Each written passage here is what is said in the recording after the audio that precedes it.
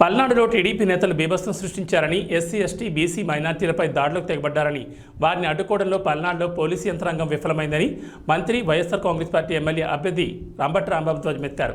కన్నా లక్ష్మణ్ కుమారుడు ఓటర్లను బెదిరిస్తే పోలీసులు పట్టించుకోలేదన్నారు. నిబద్ధతతో పనిచేసే పోలీసు అధికారులను మార్చేశారని, టీడీపీతో పోలీసులు కుమ్మక్కయ్యారా అని ప్రశ్నించారు. సత్తెనపల్లిలోని తన క్యాంపు కార్యాలయంలో రంభటి రాంబాబు విలేకరుల సమావేశం నిర్వహించారు. ప్రధానంగా ఎన్నిక జరిగిందని నేను భావిస్తూ ఉన్నా. గతంలో చంద్రబాబు నాయుడు గారి పరిపాలన చూసిన వారు, 5 సంవత్సరాలు పరిపాలన జగన్మోహన్ రెడ్డి గారికి చవి చూసిన వారు, ఓట్లు వేయడానికి వచ్చినటువంటి తీరు చూసినప్పుడు నాకు చాలా ఆశ్చర్యం వేసింది. ఉదయం నేను 7:30-8 గంటలకు వెళ్ళా. అప్పటికే బారులు తీరి ఉన్నారు. నేను అడిగే 8ంటికి వచ్చారమ్మా అని. మేము 5ంటికే వచ్చామండి అని అన్నారు.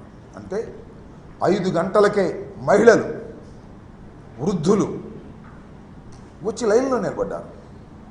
పెద్ద ఎత్తున లైన్లో నిలబడి తన ఓటు హక్కును వినియోగించుకున్నారు.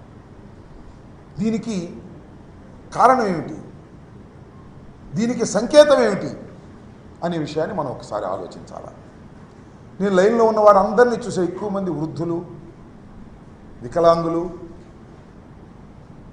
మహిళలు ఎక్కువగా ఉన్నారు.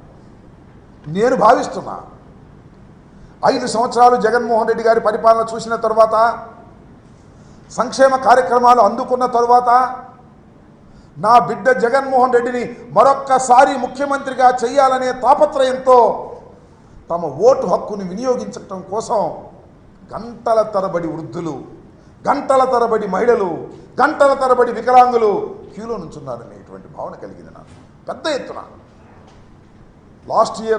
లాస్ట్ ఎన్నికల్లో జరిగినటువంటి పర్సంటేజ్ సుమారుగా 79-80% ఉంది.